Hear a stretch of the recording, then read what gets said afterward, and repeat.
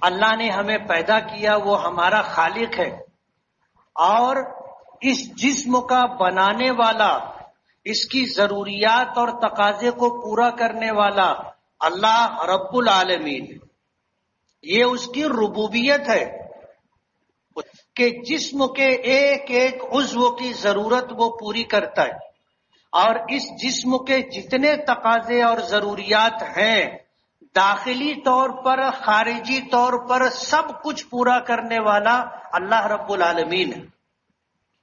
یہ جسم ہم نے اپنے طور پر نہیں بنایا، یہ عطیہ خداوندی ہے،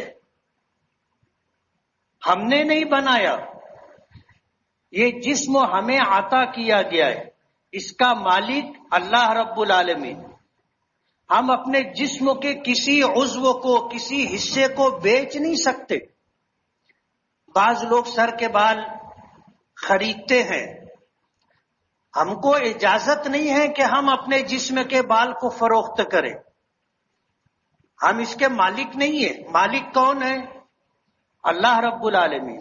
یہی وجہ ہے کہ ہمیں حکم ہے کہ ہم اپنے جسم کے زائد بالوں کو، جو ہم جسم سے کاٹ کر کے علیحدہ کر لیتے ہیں، اپنے ناخنوں کو جب بڑھ جاتا ہے تو اسے کاٹ کر کے علیحدہ کرتے ہیں، یہ ہمارے جسم کا حصہ ہے، اور شریعت کا حکم ہے کہ جب اس جسم سے روح نکال لی جائے تو اس کو دفن کیا جاتا ہے۔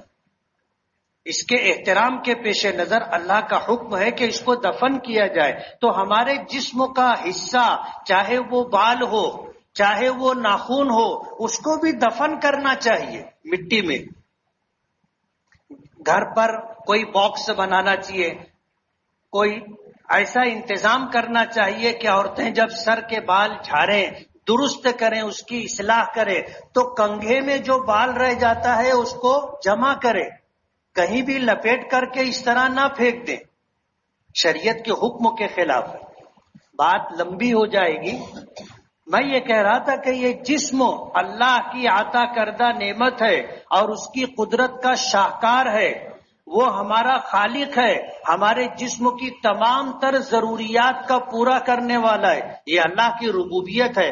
جیسے اس کی الوہیت پر ایمان لانا ضروری ہے اور اس کی وحدانیت پر ایمان لانا ضروری ہے، اسی طرح اس کی ربوبیت پر ایمان لانا ضروری ہے۔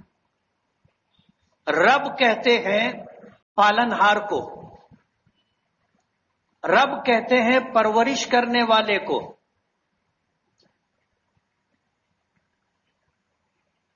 پرورش کرنے والا، نگہداشت کرنے والا، اللہ تعالی ہماری پرورش کرتا ہے، ہماری نگہداشت کرتا ہے۔ ظاہر بات ہے کہ نگہداشت کے لیے اور پرورش کے لیے جو ہماری زیر سرپرستی ہوتا ہے، جیسے ہمارے گھر میں بچے پیدا ہوتے ہیں، ہم ان کی نگہداشت کرتے ہیں، ہم ان کی پرورش کرتے ہیں، ان کے آرام کا، ان کی راحت کا خیال رکھتے ہیں۔ اسی طرح اللہ تعالی ہمارے جسم کے ایک ایک عضو کی نگہداشت کرتا ہے، اس کی پرورش کرتا ہے۔ اور یہ کام کون کر سکتا ہے؟ جس کو محبت ہو۔ انسان کو اپنی اولاد سے محبت ہوتی ہے، مائیں دن بھر کام کرنے کے بعد بھی رات بھر بچے کی بیماری میں جاگ لیتی ہے، محبت ہے۔ اس لیے اللہ تعالیٰ کو ہم لوگوں سے، ایک ماں کو اپنی اولاد سے جتنی محبت ہوتی ہے اس سے 70 گنا زیادہ محبت، یہ اللہ تعالیٰ کی ربوبیت ہے۔ اللہ اپنے علم کی بنیاد پر ہماری ساری ضروریات اور تقاضے کو جانتا ہے اور ہم سے محبت ہے۔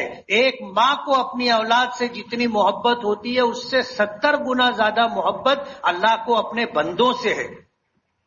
اللہ تعالیٰ ہماری ساری ضرورتیں پوری کرتا ہے، وہ ہمارا رب ہے۔ تو یہ جسم اللہ کی ملکیت ہے، میں اس کا مالک نہیں ہوں، آپ اس کے مالک نہیں ہیں، ہم اسے بیچ نہیں سکتے، فروخت نہیں کر سکتے، اللہ کی ملکیت ہے۔ یہی وجہ ہے کہ ہمیں اس بات کی ذمہ داری دی گئی ہے کہ ہم اس کی حفاظت کریں۔ اللہ مالک ہے، ہم امین ہے۔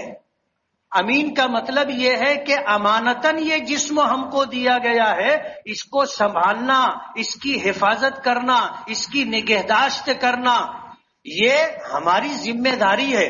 ہم امین ہیں اس کے، یہ چیز امانتاً، یہ جسم امانتاً ہم کو دیا گیا ہے۔ اسی لیے ایسی چیزوں کا استعمال جس سے اس جسم کو نقصان پہنچے حرام ہے۔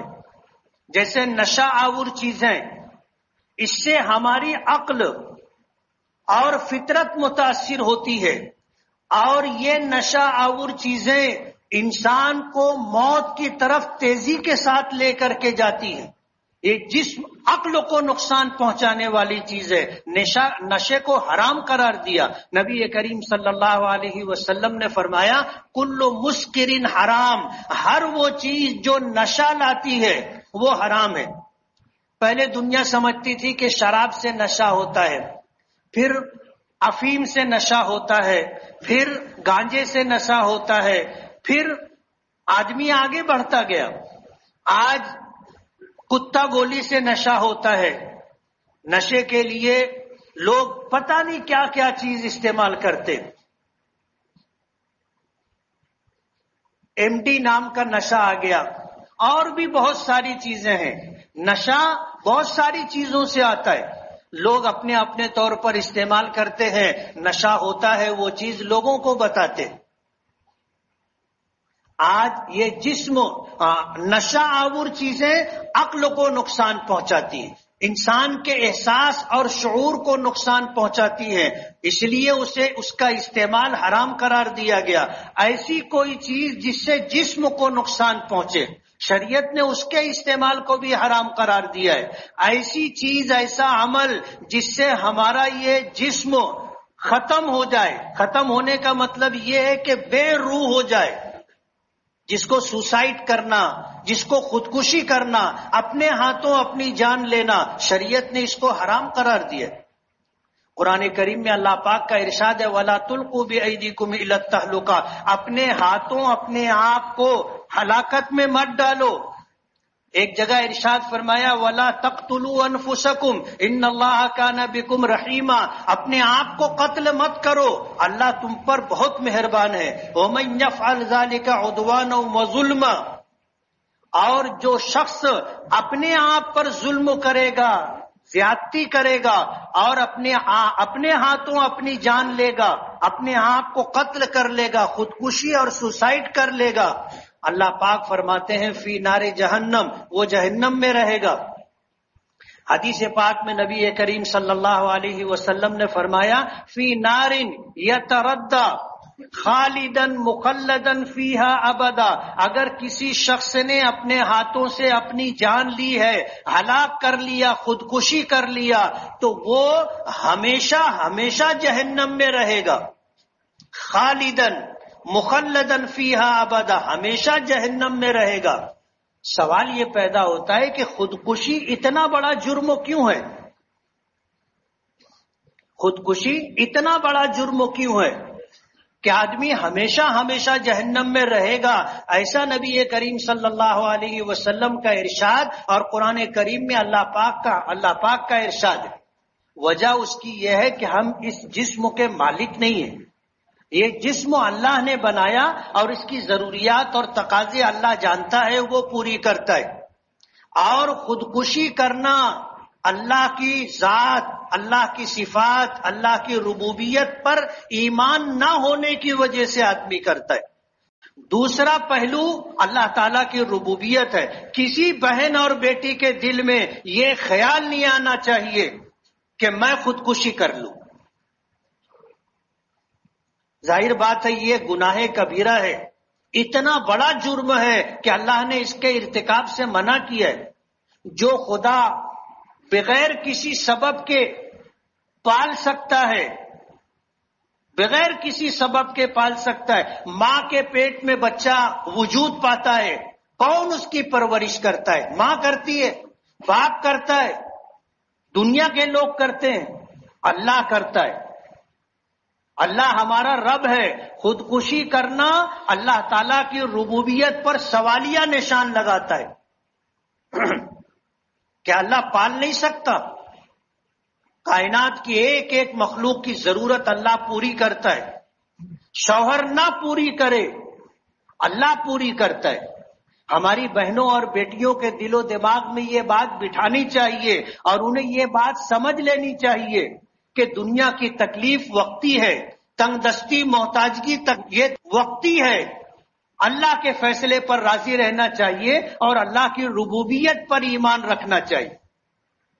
اگر کوئی ہماری پرورش میں کوتاہی کر رہا ہے، اپنے حق کی ادائیگی میں اگر وہ پیچھے ہٹ رہا ہے، ہماری حق تلفی کر رہا ہے، کل قیامت کے دن اللہ کے یہاں اس کو جواب دینا پڑے گا. نبی کریم صلی اللہ علیہ وسلم نے بیویوں کے حقوق بتائے اور فرمایا خیرکم خیرکم لأہلہ وانا خیرکم لأہلہ، کہ تم میں سب سے بہتر شخص وہ ہے جو اپنی بیوی، اپنے بچے، اپنے اہل و عیال کے لیے بہتر ہو، اور میں تم میں سب سے زیادہ بہتر ہوں اپنے اہل و عیال کے لیے.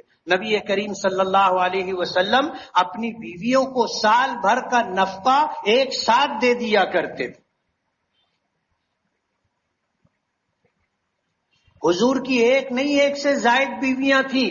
حضور نے کتنے نکاح کیے، لیکن کسی ایک بیوی کی طرف سے بھی کبھی کوئی شکایت نہیں آئی. نبی کریم صلی اللہ علیہ وسلم نے نکاح کو جہاں اپنی سنت قرار دیا ہے، وہیں پر اپنی بیویوں کے ساتھ گھریلو زندگی گزارتے ہوئے ان کی تمام تر ضروریات اور تقاضوں کو پورا کرنا بھی نبی کریم صلی اللہ علیہ وسلم کی سنت ہے، اور ہم پر اللہ پاک کی طرف سے یہ حکم عائد کیا گیا ہے. خودکشی کرنا گناہ کبیرہ ہے.